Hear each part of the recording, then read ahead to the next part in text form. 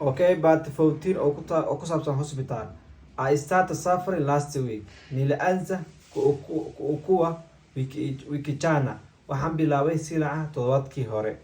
Have you used any medicine? Ma isticmaashay wax daawo ah? Umetumia dawa yoyote? Yes, I have used painkillers. Ndiyo, nimetumia dawa za kupunguza maumivu. Waxaan isticmaalay daawooyinka xanuun baabi'iya. Return here after a period of 3 days. Rudia hapa ya muda wa siku 3. Halkaan kusoo noqo muddo 3 maalmood kadib. Injury waa jareexa dhaawac. The hospital bill is scary. Biliya hospitali ni itosha. Biilka isbitaalka waa cabsi.